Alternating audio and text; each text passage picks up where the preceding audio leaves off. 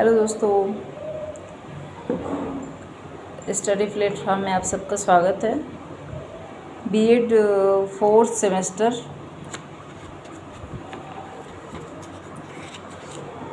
स्वास्थ्य एवं शारीरिक शिक्षा में ये क्वेश्चन है कि विद्यालय स्तर पर स्वास्थ्य शिक्षा के विस्तार में प्रधानाचार्य की भूमिका का वर्णन कीजिए।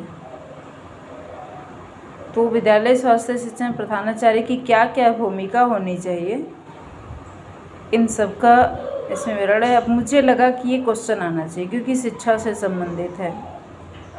मैंने कि हमें जो पद चाहिए उन सब से संबंधित है। मैंने प्रधानाचार्य की क्या भूमिका होनी चाहिए, एक टीचर के क्या कर्तव्य होने चाहिए, इसके बारे में जो है इसमें बताने का प्रयास किया गया है, जो हमें जानना बहुत ज़रूरी है।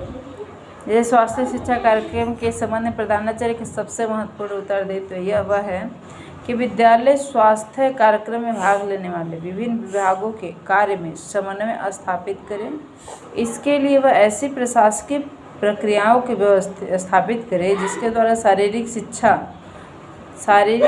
का शिक्षक, विद्यालय, डॉक्टर, नर्स, मानसिक स्वास्थ्य वैज्ञानिक अपने प्रयासों में सफल हो सके। मैंने कि ऐसा उसे व्यवस्था करना चाहिए, ऐसा प्रशासकीय व्यवस्था उसे करवाना चाहिए जिससे कि जो भी स्वास्थ्य से संबंधित कार्यरत जो भी हैं, जैसे शिक्षक है या फिर आप अपने विद्यालय में कोई डॉक्टर रखे हैं, कोई नर्स रखे हैं, जो बच्चों के मानसिक स्वास्थ्य को चाहे शारीरिक स्वास्थ्य के बारे में जो है अपना पूरा उनका ध्यान रखती है, तो उनके प्रयासों को सफल करने के लिए जो है प्रधानाचार्य को चाहिए कि उन्हें हर व्यवस्था दे। विद्यालय में जो भी व्यवस्था वो चाहते हैं बच्चों की चेकअप के लिए, बच्चे स्कूल में आए तो उनका चेकअप डॉक्टर करना चाहते हैं कि पहले चेकअप हो उसके बाद से बच्चे स्कूल में आए, तो उसके लिए जो है एक प्रिंसिपल को चाहिए, एक प्रधानाचार्य को चाहिए कि पूरा प्रयास करे कि उसके विद्यालय में, उसके कॉलेज में जो है पूरी व्यवस्था हो जिससे न टीचर को कोई परेशानी हो अपने स्वास्थ्य माने कि बच्चों के स्वास्थ्य को देखने के लिए, और न ही किसी बच्चे को परेशानी हो अपने स्वास्थ्य के प्रति लापरवाह ना हो। वो पूरा माने कि वो जब विद्यालय में आए तो उसे जो है पूरा विश्वास हो कि नहीं, यहाँ पे मुझे कोई जो है शारीरिक या मानसिक परेशानी नहीं होगी। इस कार्य में वह विद्यालय के उस बालकों के माता पिता तथा समुदाय के लोगों का भी सहयोग प्राप्त करने के लिए महत्वपूर्ण कार्य करना चाहिए।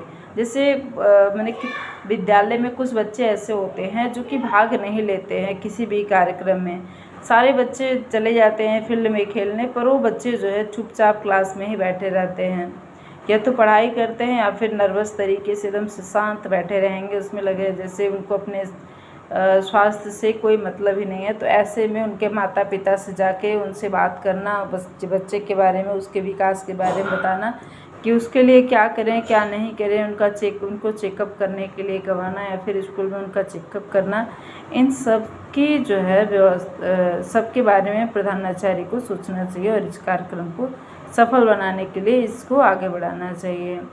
विभिन्न साधनों का प्रयोग करें, जैसे सार्वजनिक स्वास्थ्य विभाग के अधिकारियों से, समाज के अन्य व्यक्तियों से जो स्वास्थ्य शिक्षा से संबंधित है यथासंभव सहायता प्राप्त करें। यानी कोई विद्यालय में स्वास्थ्य से संबंधित जानकारी देने के लिए जो भी सार्वजनिक स्वास्थ्य विभाग है उनके अधिकारियों को बुला के बच्चों को शिक्षा दिलवाना चाहिए। समाज के जो अन्य व्यक्ति हैं जो कि स्वास्थ्य शिक्षा से संबंधित हैं, यथासंभव उनकी भी सहायता प्राप्त करके जो है बच्चों को स्वास्थ्य के बारे में समझाना चाहिए। विद्यालय शिक्षा कार्यक्रम को बनाने में प्रधानाचार्य के निम्नलिखित कार्य योगदान दे सकते हैं। प्रधानाचार्य, देखिए इसमें पॉइंट दिया है कि पहला दिया है कि प्रधानाचार्य के सबसे महत्वपूर्ण दायित्व है कि विद्यालय स्वास्थ्य शिक्षा कार्यक्रम में भाग लेने वाले सभी विभागों के कार्य में समन्वय स्थापित करें। मैंने कि जितने भी विद्यालय के स्वास्थ्य कार्यक्रम हैं उन सब में एक समन्वय स्थापित हो, सब एक दूसरे के पूरक हो, ताकि कोई भी कार्य जो है बहुत अच्छे ढंग से किया जा सके, बच्चों के स्वास्थ्य का ख्याल रखा जा सके। इसके लिए वह ऐसे प्रशासकीय प्रक्रियाओं को संस्थापित करें जिनके द्वारा शारीरिक शिक्षा का निर्देशक, शिक्षक, विद्यालय का डॉक्टर एवं नर्स, मानसिक स्वास्थ्य वैज्ञानिक सभी अपने अपने प्रयासों में सफल हो सकें। प्रधानाचार्य स्वास्थ्य दित्य के दूसरा है पॉइंट, प्रधानाचार्य स्वास्थ्य शिक्षा के शिक्षण को पूर्णतः सफल बनाने के लिए शिक्षकों को उपयुक्त सामग्री प्रदान करें। यानी कि जितना बच्चों में स्वास्थ्य शिक्षा का जो शिक्षण है उसको सफल बनाना है, तो जो भी चीज़ चाहिए, जो भी व्यवस्था चाहिए, प्रधानाचार्य को चाहिए कि वो सारी व्यवस्था जो है विद्यालय में उपस्थित कराए। प्रधानाचार्य विद्यालय के स्वास्थ्य कार्यक्रम को सफल बनाने के लिए सामयिक स्वास्थ्य सर्वेक्षण कराए, संक्रामक रोगों को फैलने से रोकने के लिए आवश्यक कार्य करें। इस कार्यक्रम में विद्यालय के स्वास्थ्य शिक्षा कार्यक्रम से मैंने विभिन्न अधिकारियों कर्मचारियों के सहयोग ले सकते हैं। मैंने कि तो कोई ऐसा रोग जो है विद्यालय में ना फैले, कोई संक्रामक रोग ना फैले, उसके लिए पूरी व्यवस्था करनी चाहिए। जितने भी विद्यालय के स्वास्थ्य कर्मचारी हैं सबका सहयोग लेना चाहिए और सहयोग लेने के बाद जो है विद्यालय में पूरा जो भी संक्रामक रोग है उसको दूर करने का प्रयास करना चाहिए।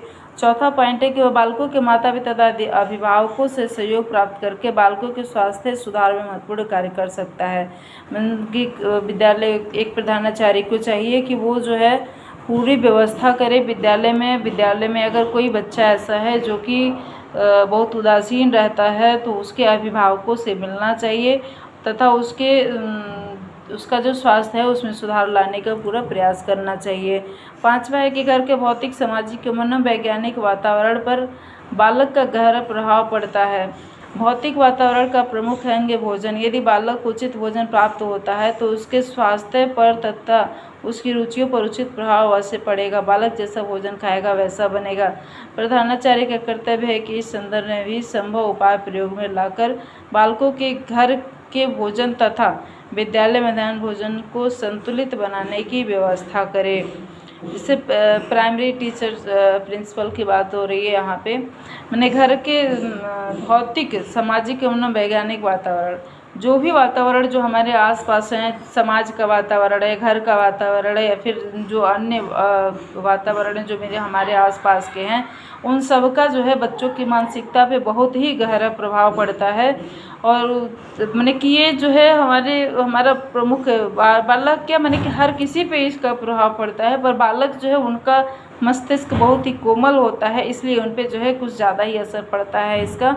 और बालक पे जो है भोजन का भी बहुत गहरा असर पड़ता है। जैसा वो भोजन प्राप्त करते हैं वैसा ही उनका स्वास्थ्य होता है। आजकल के बच्चों को आप लोग देख रहे हैं कि आजकल के बच्चे जो है भोजन नहीं करना चाहते हैं। जो ऊट पटांग चीज़ें, बाहर की चीज़ें जो पैकेट में आती है, उन्हीं सारी चीज़ों को जो है वो खाना पसंद करते हैं, क्योंकि घर की चीज़ों को पसंद नहीं करते हैं खाना।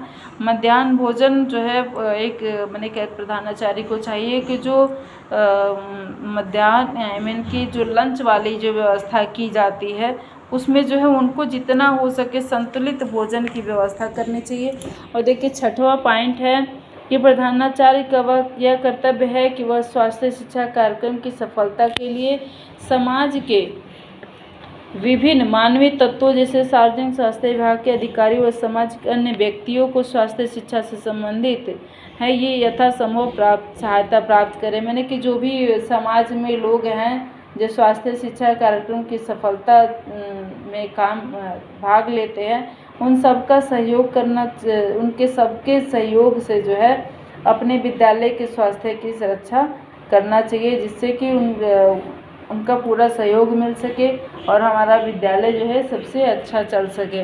देखिए इस प्रकार बालकों को अपने स्वास्थ्य को अच्छा बनाए रखने के लिए प्रेरित एवं प्रोत्साहित किया जाए और उन्हें ऐसे उपायों से अवगत कराया जाए जिससे वह घर व बाहर कहीं भी रहकर उनका प्रयोग कर उनका अपना अच्छा स्वास्थ्य बनाने तथा बनाए रखने का प्रयास करने लगे। तभी हम सब स्वास्थ्य शिक्षा कार्यक्रम को सार्थक बना पाएंगे और बालकों को वर्तमान में नहीं बल्कि भावी जीवन में भी स्वस्थ जीवन व्यतीत करने का अवसर प्रदान कर सकेंगे। मैंने कि बच्चे क्या होते हैं, छोटे बच्चे जो है एक नींव होते हैं। अभी किसी भी मकान को हम खड़ा करते हैं तो पहले हम जो है नींव बनाते हैं, ताकि हमारा मकान जो है बहुत दिनों तक चल सके, मजबूत रहे। उसी तरह से छोटे बच्चे जो होते हैं वो नींव, अभी उनका नींव होता है, वो नींव रखा जाता है। तो अगर उसी समय उनका स्वास्थ्य खराब हो जाता है तो हम बच्चों का स्वास्थ्य अगर अच्छा नहीं हुआ तो आगे चल के हम कैसे ये विश्वास कर सकते हैं कि नहीं बच्चे जो है बहुत ही स्वस्थ होंगे और वो हर काम को कर पाएंगे। ऐसा नहीं हो सकता है। अगर नींव आपकी अच्छी नहीं है तो आप जो है ऊपर चलो, बड़े हो करके आप अपने को निर्बल महसूस करेंगे, किसी भी कार्य में बहुत जल्दी थकान महसूस करेंगे।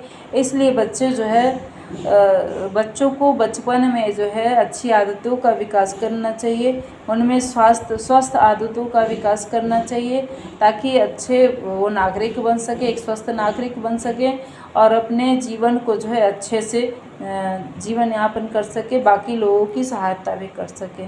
ओके बाय, फिर अगले वीडियो में मिलते हैं।